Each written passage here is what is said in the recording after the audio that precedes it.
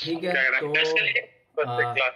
अगर आप कहीं पे हो तो उसको नहीं, आई एम आप। मूविंग बैक सर, मैं वेट ही कर रहा था क्लास का, जस्ट मैं ओके ठीक है। क्लास के लिए आ रहा ठीक है हूँ जी। ठीक है ठीक है। आई थिंक विघ्नेश्वरन का कुछ प्रॉब्लम लग रहा है, बट ठीक है। देखो अभी ये 40 मिनट है अपने पास, तो मैं क्लास स्टार्ट ही करता हूँ सीधा। ठीक है। तो श्योर। ज्योतिष में ना टोटल बहुत सारे स्ट्रीम्स हैं। ठीक है। सबसे पहले पराशर ज्योतिष, जो आज की डेट में वैदिक एस्ट्रोलॉजी के नाम से जाना जाता है। बाय द वे, वेदों में ज्योतिष है नहीं। ठीक है। बट हमने क्या वो वैदिक वैदिक करके कर दिया। हम इसको इंडियन एस्ट्रोलॉजी बोल सकते हैं, भारतीय ज्योतिष बोल सकते हैं। ठीक है। वैदिक ज्योतिष करके कुछ है नहीं। ज्योतिष को वेदों के चक्षु बताए गए हैं। ठीक है। कि भाई ज्योति क्या है, मीन्स ज्योति मीन्स लाइट, और इस मीन्स ईश्वर। ठीक है। तो ईश्वर की लाइट, तो हमें एक ऐसी साइंस हमारे ऋषि मुनियों की देन से हमारे पास है कि हम हमारे लाइफ का ना पार्ट डायरेक्ट कर सके। ठीक है। हम ये जान सके कि हमें अपनी लाइफ में क्या करना चाहिए। ठीक है। तो उसका प्रॉपर एक डायरेक्शन हमें ज्योतिष से मिलता है। सबसे पहले पराशर ज्योतिष था, जो पराशर ऋषि हमारे हुए, जो गीता महाभारत सारे ग्रंथ हो जो वेद व्यास जी ने लिखे हुए हैं, ठीक है, उनके फादर है पराशर जी। उन्होंने ज्योतिष विद्या स्टार्ट की थी। यानी ये ज्योतिष का इन्वेंशन, ग्रहों के आधार से कैसे इस दुनिया में सारी चीज़ें चल रही है, उसका इन्वेंशन उन्होंने किया था। ठीक है। पराशर जी ने। उसके बाद से काफ़ी सारे और ऋषि मुनि हुए, उन्होंने उनका स्ट्रीम निकाला। वॉइस क्लियर है ना सबको? एकदम बहुत बढ़िया। ठीक है। तो फिर भृगु ऋषि हुए, उन्होंने भृगुनंदी नाड़ी, वो भी प्रिडिक्शन की एक टेक्निक है। उसके बाद जैमिनी ऋषि, जैमिनी ज्योतिष। फिर रिसेंट में हमारे आचार्य कृष्णमूर्ति हुए, केपी एस्ट्रोलॉजी।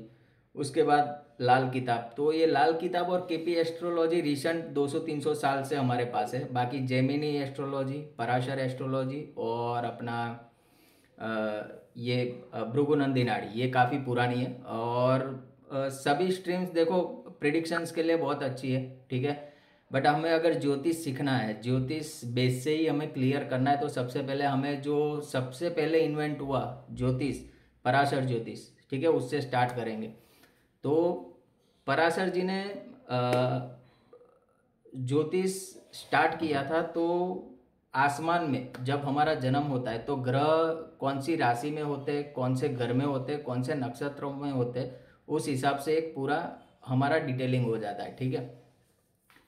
तो पराशर जी ने वो पराशर ज्योतिष निकाला। फिर जैमिनी ऋषि, जैमिनी ज्योतिष जो चरदशा पे चलता है, और भृगुनंदी नाड़ी। तो पराशर ज्योतिष बेस है। भृगुनंदी नाड़ी से आप लाइफ के इवेंट बहुत अच्छे प्रिडिक्ट कर सकते हो। आप अल्टीमेट प्रिडिक्शन भृगुनंदी नाड़ी से दे सकते हो। 1 मिनट लगता है भृगुनंदी नाड़ी से प्रिडिक्शन करने में। वैदिक ज्योतिष में क्या है, काफ़ी सारे कॉम्बिनेशन परमिटेशन है, बट वो जानना ज़रूरी है, क्योंकि वो आप समझ जाओगे तो ये दूसरी जो स्ट्रीम्स है सारी, वो आप 2-2 3-3 महीने में सीख जाओगे, उसमें कोई बड़ी बात नहीं है। बट बेस पहले क्लियर होना बहुत इंपॉर्टेंट है। ठीक है।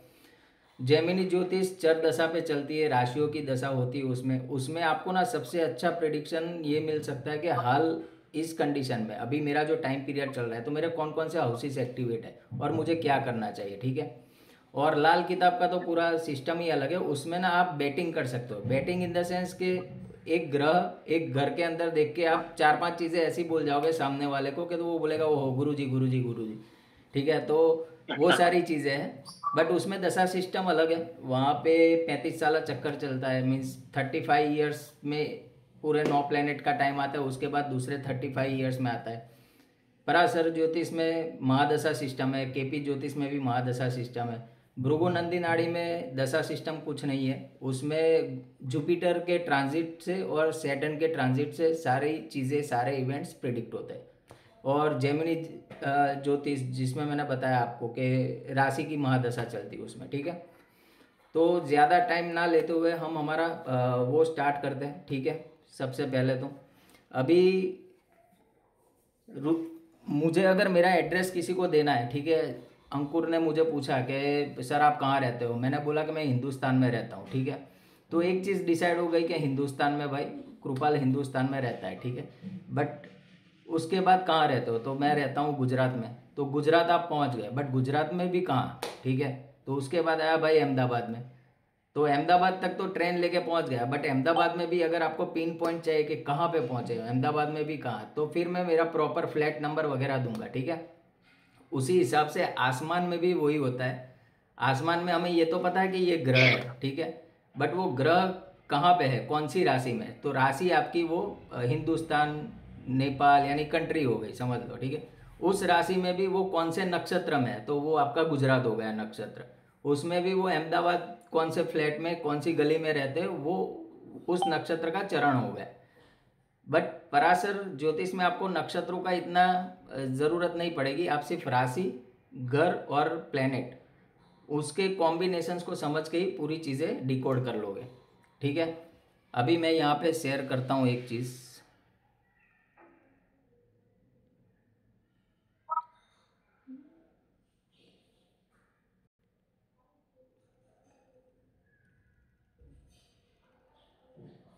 दिख रहा है ये सबको?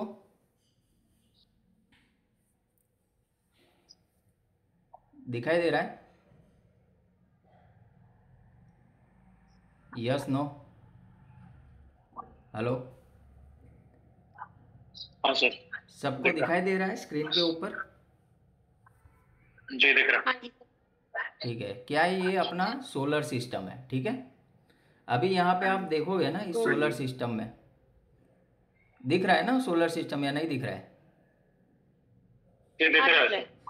तो सबसे टेक्स्ट पहले, नहीं समझ में आ रहा, बस टेक्स्ट थोड़ा। हाँ हाँ, वो टेक्स्ट समझने की ज़रूरत भी नहीं है, ठीक है।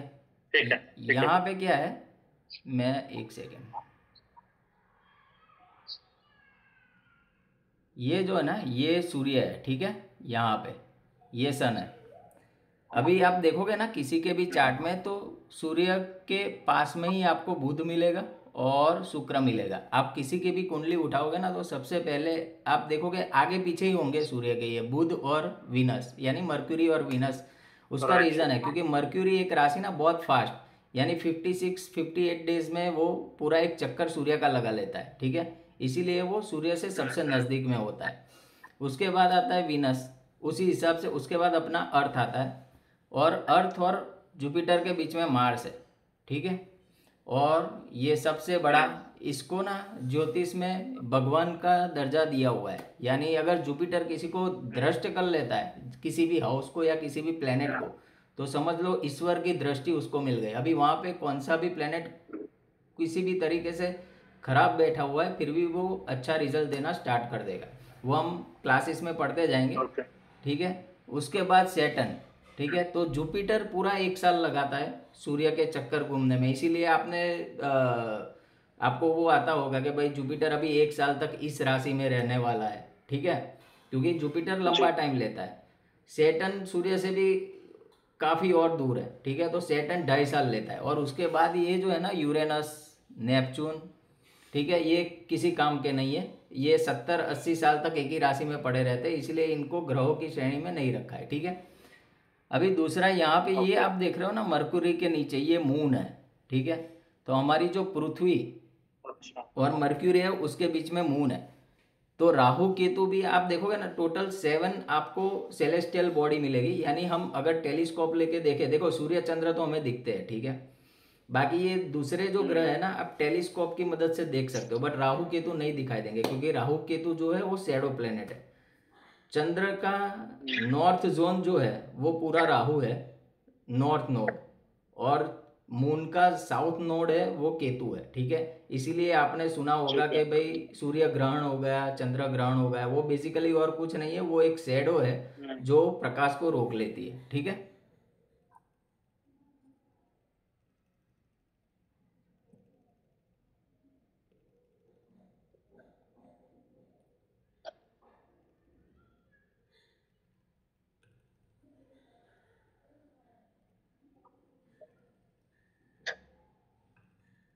ओके, ठीक है। अभी क्या है, मेरा ये फर्स्ट टाइम है ना, तो मैं सिस्टम भी समझ रहा हूँ साथ साथ में, थोड़ा थोड़ा, हाँ हाँ।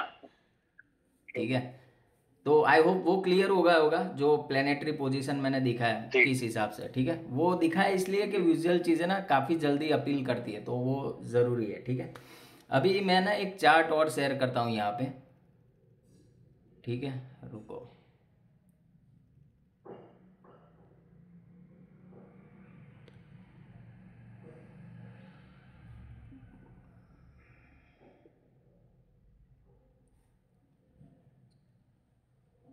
अभी जैसे हमने समझा, ठीक है,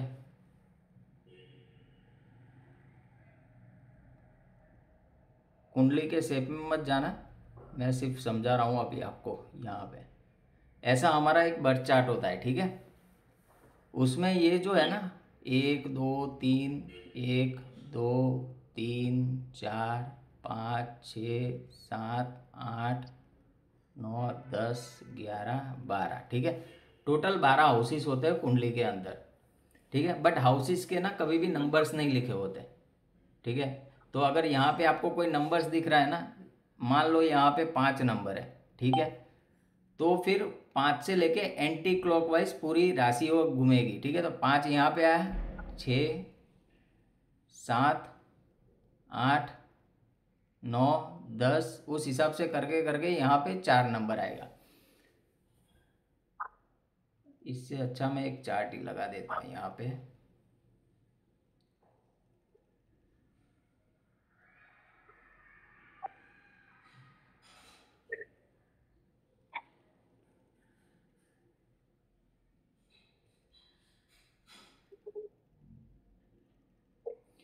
इससे अच्छा मैं ना एक चार्ट ही भेज दूंगा।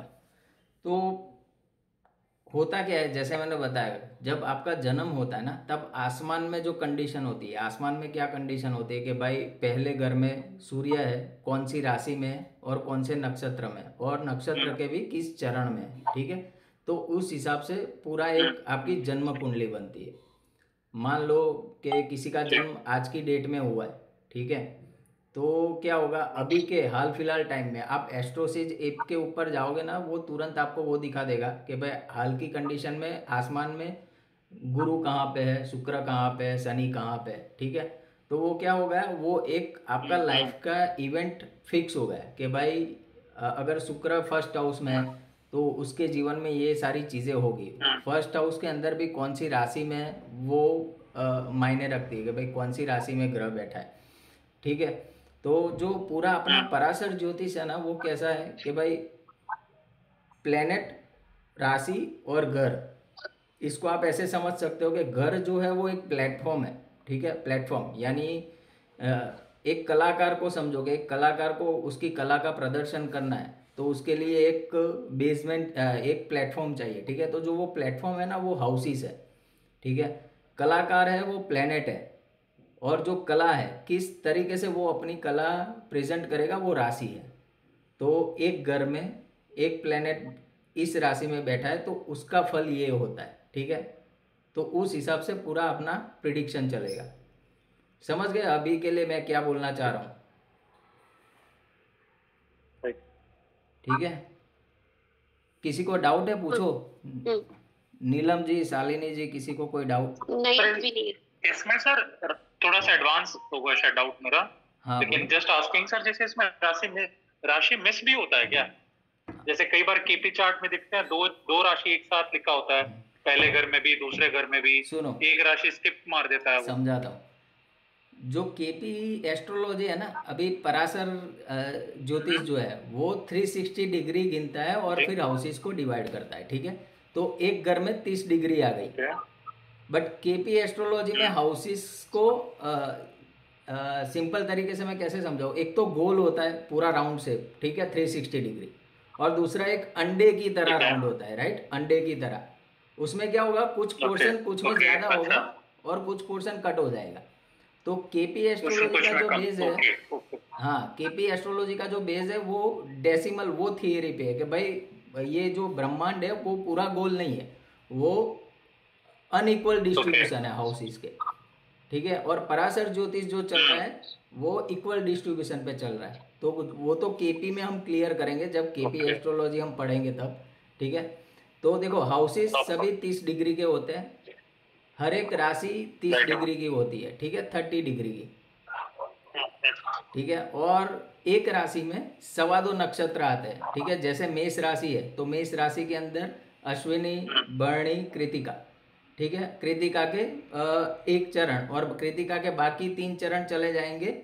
मेष के बाद वृषभ राशि आती है उसके अंदर, अगली वाले, ठीक है।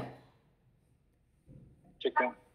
तो अभी किसी को ये समझना हो कि मेरा लग्न कौन सा है, लग्न। ठीक है, देखो दो चीज़ होती है, एक तो आपकी राशि होती है, दूसरा आपका लग्न होता है। ठीक है, लग्न किसको बोलते हैं, कुंडली का जो फर्स्ट हाउस होता है उसको लग्न भाव बोलते हैं। जो फर्स्ट हाउस होता है, ठीक है, और राशि किसको बोलते हैं, आपकी कुंडली में चंद्र जहाँ पे जिस चंद्रमा नंबर पे है, ठीक है, चंद्र प्लेनेट मून आपका कौन सी राशि में है, तो वो आपकी राशि हो गई। समझ ले मून आपका 4 नंबर की राशि में है, तो वो कर्क राशि हो गई आपकी। आई होप सबको राशि तो पता होगी कि 1 से लेके 12 राशि, एक राशि कौन सी जी है, 2 नंबर की कौन सी। किसी को डाउट है तो जी जी। मैं ग्रुप में भेज दूंगा, नहीं नहीं सर, अपना जो क्लियर ग्रुप है उसमें। कि वो तो आता है। ठीक है ना, तो क्लियर है इसीलिए मैं सर। उतना वो डीप में नहीं जा राशि रहा की हूँ। है। तो 1 से लेके 12 नहीं, आपको कोई ठीक है। नींद में भी उठा के पूछे ना, तो आपको ये मालूम होना चाहिए कि भाई 1 से लेके 12 नंबर की राशि होती है। ठीक है, अच्छा, कि भाई 1 नंबर की राशि कौन सी, तो मेष राशि। जी 7 नंबर कौन सी, तो तुला राशि। मेष उस राशि, हिसाब से। तुला राशि। हाँ ठीक है, तो अभी जी 3 कंडीशंस होती है पराशर ज्योतिष में। एक तो जो प्लेनेट बैठा है, सपोज सूर्य है, सन। ठीक है, तो सन अगर खुद की राशि में बैठा है, 5 नंबर में बैठा है, तो वो अच्छा ही रिजल्ट देगा, किसी भी हाउस में बैठा है। ठीक है, क्योंकि उसको अपना घर मिल गया, तो वो अच्छा ही परफॉर्म करेगा। उसी हिसाब से सूर्य के मित्र, ठीक है, अगर मित्र की राशि में बैठे तो उसके मित्र कौन से है, सूर्य के शत्रु, तो उसके शत्रु कौन से है। अगर शत्रु की राशि में बैठा है तो क्या प्रिडिक्शंस होगा। ठीक है, तो जो ग्रह है वहाँ पे ऊपर भी टीम ए टीम बी है। ठीक है, 2 टीम है वहाँ पे। पहली टीम में कौन है, सूर्य चंद्र मंगल गुरु, ये एक टीम है। ठीक है, एक टीम यानी दोस्त है आपस में, सन मून मार्स और जुपिटर। ठीक है, वो किसी भी हालत में किसी भी कंडीशन में अपने फ्रेंड को दगा नहीं देंगे, मीन्स वो साथ में ही रहेंगे, कुछ भी हो जाए एक दूसरे को सपोर्ट करेंगे। ठीक है। और टीम बी जो है वो तूफानी लोगों की है। ठीक है, मिस्चीवियस पीपल, उसको पराशर ऋषि पाप ग्रह की श्रेणी में डालते हैं, शनि राहु केतु मंगल। ठीक है, ये सब ना बहुत मिस्चीवियस लोग हैं, तो ये टीम भी है, ये पूरी सेना, शनि राहु मंगल केतु। ठीक है, और वीनस भी जोड़ लो आप, वो पाप ग्रह नहीं है, बट वीनस दोस्त है शनि राहु केतु का। ठीक है, शुक्र। और अभी जो मर्क्यूरी बच गया, मर्क्यूरी बुध, वो कैसा है ना, वो बच्चा है, सबसे यंग प्लेनेट, 15-16 साल का प्रिंस है। वो जिसके साथ बैठेगा उसका हो जाएगा। छोटे बच्चे कैसे होते हैं, अगर पापा के साथ गए तो पापा का हो जाएगा, मम्मी के साथ गए तो मम्मी का हो जाएगा। ठीक है, तो मर्क्यूरी जहाँ पे बैठा है, जिसके पास बैठा है, वो उस प्लेनेट का पूरा एट्रीब्यूट्स अपने में ले लेगा। समझ गए। ठीक है, क्लियर है। अभी Clear है। हाँ सूर्य जो है ना, सूर्य, अभी इसको और डीप में मैं बताऊं तो अच्छे नैसर्गिक शुभ ग्रह कौन से है, ठीक है, और नैसर्गिक अशुभ ग्रह कौन से है, वो जान लेते हैं एक बार। नैसर्गिक शुभ ग्रह की श्रेणी में आएंगे आपके जुपिटर, वीनस, मर्क्यूरी और मून। ये 4 प्लेनेट है वो शुभ ग्रह की श्रेणी में आते हैं। ठीक है, शनि राहु केतु मंगल ये नैसर्गिक अशुभ ग्रह है, वो अशुभ प्लेनेट यानी अशुभ ग्रह की श्रेणी में आएंगे वो लोग। ठीक है, ये नोट करके रखना, ये चीज़ें काम में आएगी, बहुत काम में एक आएगी। बार दोबारा बोल सकते हैं अपन, हाँ, एक बार दोबारा। शुभ ग्रह कौन थे?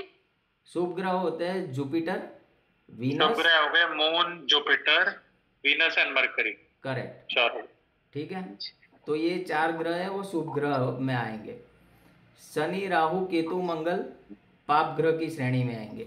ठीक है, अच्छा अभी ठीक है। बच गया कौन, एक बच गया, बताओ कौन सा बच गया। सन। हाँ सन, वो ना तो शुभ है ना अशुभ है, वो क्रूअल है, वो सीधा गला काट देता है। ठीक है, तो वो अच्छा बहुत क्रूर ग्रह है सूर्य, राजा है ना, राजा कैसा होगा। ओके ठीक है, अभी के लिए इतना समझ के रखो, फिर आगे बताऊंगा क्यों क्रूर है, क्या है जी। क्या नहीं। ठीक है, तो ये हो गया। ठीक है। अभी अपने पास बचे कुछ 5-10 मिनट। देखो हमने क्या समझा, पहले तो सेलेस्टियल बॉडी यानी ब्रह्मांड में कैसे ग्रह है, ठीक है, उसके बाद कौन किसका दोस्त है कौन किसका दुश्मन है, फिर natural benefic planet natural malefic planet वो हमने समझा। राशियाँ 1 से लेके 12 तक राशि होती है, 27 नक्षत्र होते हैं, हर एक नक्षत्र में 4 चरण होते हैं, ठीक है। तो ये जो बेसिक अपना फाउंडेशन, ठीक है, अभी उसके ऊपर से हम सारी चीज़ें वो करेंगे आगे के क्लासेस में कि कैसे किसका क्या रिलेशन बनता है, अगर इस हाउस में ये प्लेनेट है तो उसके क्या प्रिडिक्शंस है, ठीक है।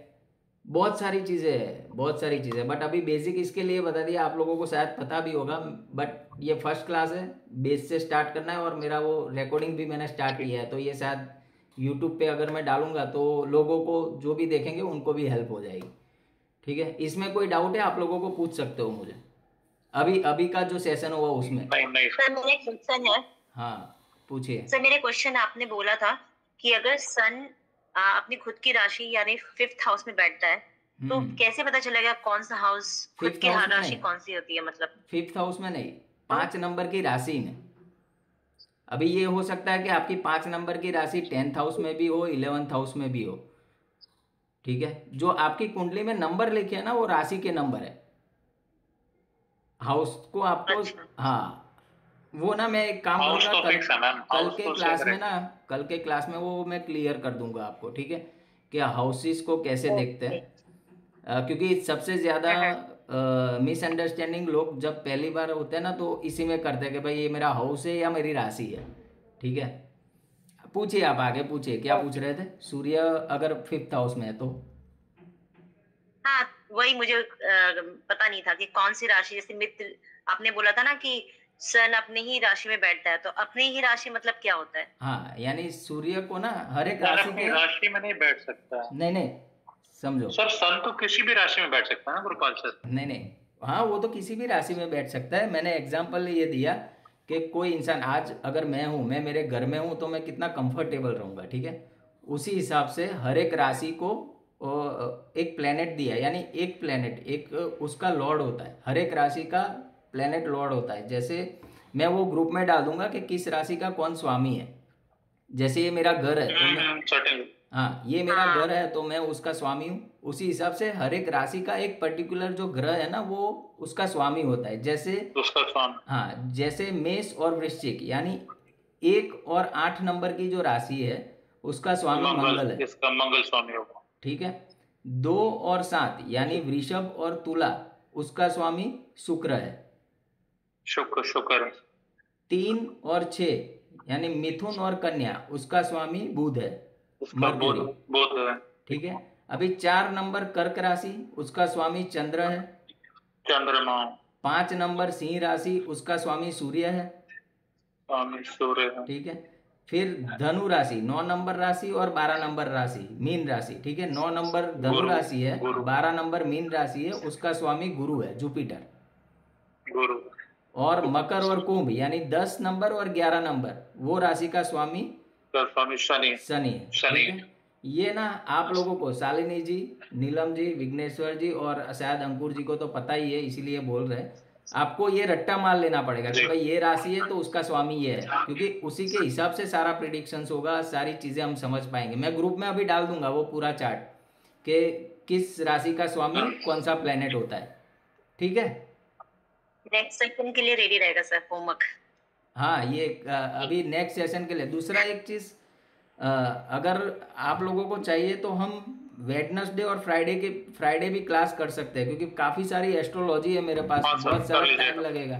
तो अगर आप लोग ओके हो, रेडी हो, जी, जी। सबके पास टाइम है, तो हम मंडे, वेडनेसडे और फ्राइडे 3 दिन 9 से 9:30 का ये क्लास करेंगे, चलेगा सबको? हाँ बिल्कुल सर। Okay sir. जी जी सर।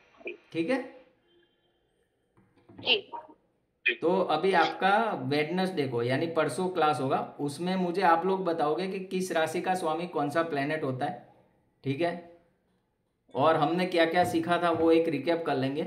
उसके बाद से हम ये लेंगे कि भाई पहले हाउस में, पहले घर में सूर्य बैठा है तो क्या रिजल्ट देगा। पहले हाउसेस की बात करेंगे, ठीक है, हाउस वाइज हम उसके वो देखेंगे। उसके बाद राशि में बैठा है तो कैसे होगा, वो ऑन गोइंग फर्दर चलता जाएगा, ठीक है। जी। अंडरस्टूड? ठीक यस सर। और किसी का कोई सवाल अपने पास है? अभी 4-5 मिनट और। सर एक जैसे मिनट आपने कुछ चीज और बोला- जाननी है। एक पूछ एक लीजिए मैम, पूछ लीजिए आप। हाँ नीलम मैम जैसे पूछ आप लीजिए। हाँ जी, जैसे आप बोल रहे थे कि एक कोई राशि है, जैसे अगर धनु राशि है उसका स्वामी गुरु है, correct. What does it mean फिर? इट क्या वो मीन्स, इट मीन्स हाँ, के इट मीन्स कि वो राशि को ऑन गुरु कर रहा है, ठीक है। अभी आपका घर है हाँ शालिनी जी, ठीक है, तो वो आप उस घर के जी मालिक हुए ना। जी बस उसी हिसाब से अभी के लिए वही समझो कि भाई जो मेन धनु राशि है हाँ उसका मालिक गुरु है। फॉर एन एग्जाम्पल, ओके आपके चार्ट में गुरु अगर 9 नंबर में बैठा है ना, तो आप समझ लो कि भाई गुरु अपने ही घर में बैठा है, तो वो बिंदास होके बैठेगा, वो सबसे अच्छा रिजल्ट देगा उधर का, क्योंकि घर में इंसान कुछ भी कर सकता है, ठीक है। ओके इसको सर एक और आसान तरीके से बताया जा सकता है। हाँ, बता दीजिए आप। जैसे कुंडली जो है हमारी, वो अर्थ कुंडली जो है सर हमारी अर्थ है। करेक्ट। हमारी जो अर्थ है वो हमारी कुंडली है। हम्म। अर्थ के अंदर हर एक लोकेशन स्पेसिफाइड है। अहमदाबाद स्पेसिफाइड है, मैम जहाँ से होगी वो भी स्पेसिफाइड है, मैं जहाँ से हूँ वो भी स्पेसिफाइड जगह है। करेक्ट। तो वो जो स्पेसिफाइड जगह है उसका एक स्पेसिफाइड मालिक है। हम्म। अगर हम उसको भागों में बांट दें तो कुंडली में इन्होंने ग्रहों में बांट दिया।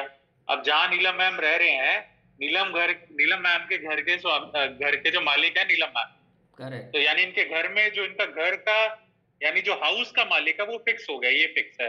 अब उस हाउस में कोई भी प्लेनेट आए उस घर का जो मालिक है वो फिक्स रहेगा।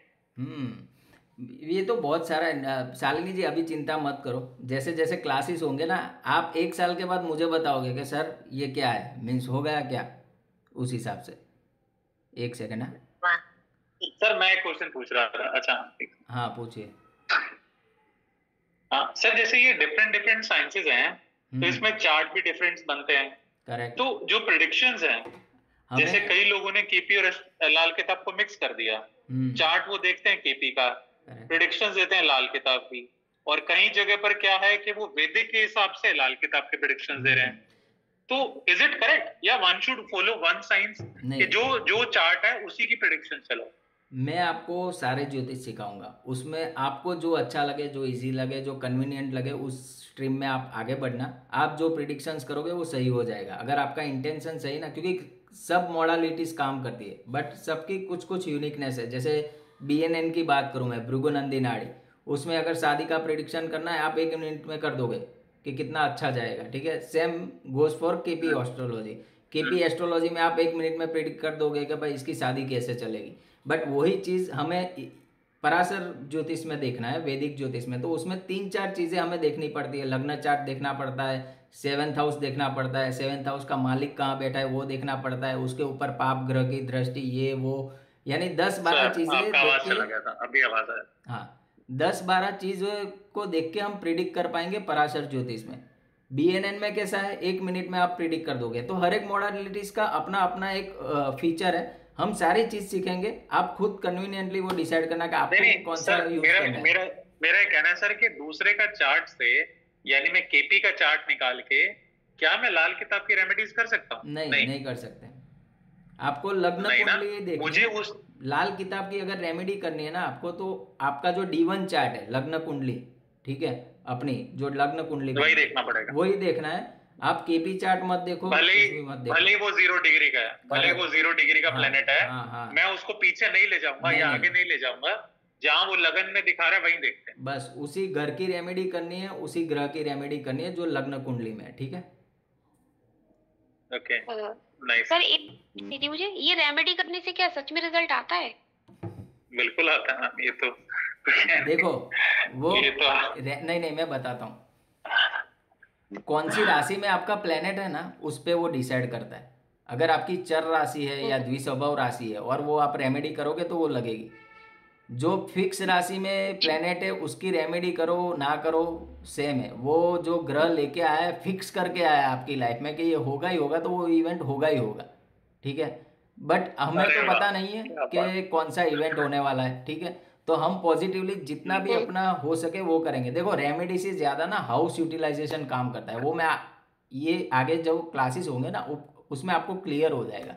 रेमेडी की आपको ज़रूरत ही नहीं रहेगी, आप अपने लाइफस्टाइल ही ऐसे सेट कर दोगे कि आपको कहीं पे भी कोई भी चीज़ की रेमेडी करने की ज़रूरत ना पड़े। हम इतना डिटेलिंग में समझेंगे सारी चीज़ें, ठीक है। तो आज के लिए यहाँ एंड करूँ मैं? मिलते हैं हम एक चीज और, वेडनेसडे, ठीक है? ये क्या होता है? क्या? चल राशि और फिक्स राशि? आवाज नहीं आई, फिर से। ये जो फिक्स मैम राशि साइंस, हाँ। मैम ये साइंस होते हैं, आएगी मूवेबल ना साइंस नीलम और जी, फिक्स साइन सारी होते हैं। सारी चीजें मैं समझाऊंगा। अभी तो पहली क्लास है, आप पूरी जिंदगी एस्ट्रोलॉजी करोगे फिर भी खत्म नहीं होगी, ठीक है? ये फिक्स साइंस क्या होता है, चर राशि क्या, वो सारी चीजें अभी नेक्स्ट क्लास में वो राशि के ऊपर ही लेंगे। उसके बाद हम वो प्लेनेट वाइज जाएंगे, उसके बाद हाउस वाइज जाएंगे, उसके बाद योगास पढ़ेंगे कि कैसे कैसे योग बनते हैं, कॉम्बिनेशन बनते हैं, ठीक है? तो आज के लिए यहाँ एंड करूँ, फिर वेडनेसडे मिलते हैं। जय श्री राम सभी को। Right, thank you so much ठीक सर। है, जय Shri Ram. so much. Sorry Kripal ji, वो शुरू में मेरा थोड़ा टेक्निकल प्रॉब्लम था, तो मैं इसकी वजह से इसका रिकॉर्डिंग भेज दूंगा आपने आपको, कुछ ठीक है? रिकॉर्डिंग में भेज ओके दूंगा, चले, ठीक है? ओके, थैंक यू जय जी, Shri Ram. Thank you. Thank you. Thank you. नमस्कार।